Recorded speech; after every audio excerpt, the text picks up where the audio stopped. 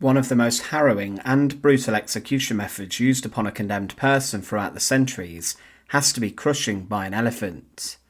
The punishment was as brutal as it sounds, and it was used inside of South and Southeast Asia, in India in particular, where Asian elephants were used to torture and also execute people during huge public spectacles.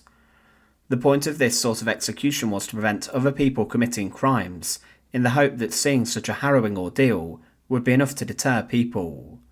But it was also a powerful symbol of the ruler or monarch, as they had the power of life and death over the subjects of their kingdom in their hands, and they also had the ability to control the strongest and largest of animals. But why was it so horrific? Welcome to That's Grim. To support, please click subscribe. Different kings and rulers trained elephants to inflict pain and suffering onto people. Elephants were used in trial by ordeal, and if someone managed to fend off an elephant, then they would be released. But if they could not, then it was almost certain death. The elephant was a symbol of royal authority and power, and they still are in different countries. Before executions, they were used in many different countries in Asia. In Siam, elephants were trained to throw the condemned person high up into the air before they were trampled and crushed to death. One example of this was witnessed by a Scottish sea captain who claimed, "For treason and murder, the elephant is the executioner. The condemned person is made fast to a stake driven into the ground for the purpose, and the elephant is brought to view him, and he goes twice or thrice round him, and when the elephant keeper speaks to the monstrous executioner, he twines his trunk round the person and stake, and pulling the stake from the ground with great violence, tosses the man and stake into the air, and in coming down, receives him on his teeth, and making him off again, puts one of his forefeet on the carcass and squeezes it flat." In India, different rulers executed rebels, their enemies and tax evaders, under the feet of elephants. But during the Mughal era, it became a more common execution method, and different emperors became known for their use of elephants for taking the life of someone. One witness claimed that, upon a certain day when I myself was present, some men were brought out who had been accused of attempting to have killed the life of the vizier. They were ordered accordingly to be thrown to the elephants, which had been taught to cut their victims to pieces. Their hooves were cased with sharp iron instruments, and the extremities of these were like knives.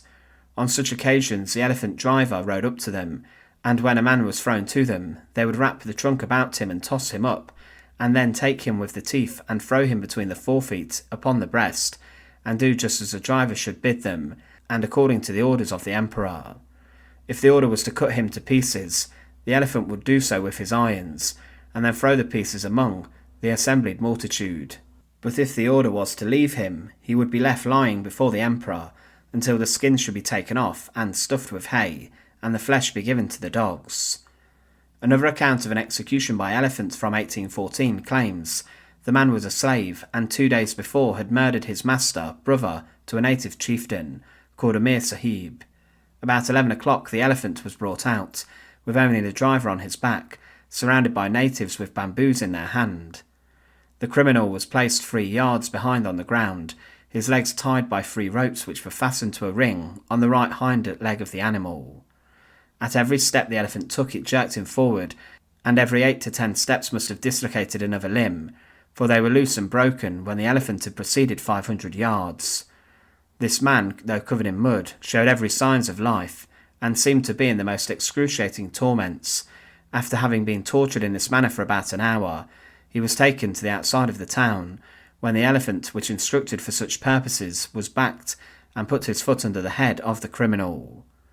It was a harrowing method, especially as different elephants became more adept at killing people. One witness to an execution in 1815 claimed that the elephant raised his trunk and twined it, as if around the human being. The creature then made motions as if he were depositing the man on the earth before him, then slowly raised his back foot, placing it alternatively upon the spots where the limb of the sufferer would have been. This he continued to do for some minutes, then, as if satisfied that the bones must be crushed, the elephant raised his trunk high upon his head and stood motionless.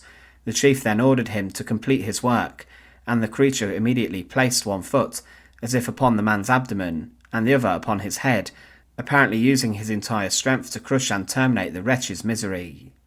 Crushing by elephants was seen as a barbaric execution method, and it stressed the importance of the power of a ruler, and it was a common punishment, but one which was used upon the most serious of offenders. Thanks for watching. To support That's Grim, please make sure to subscribe, and once again, thanks for watching.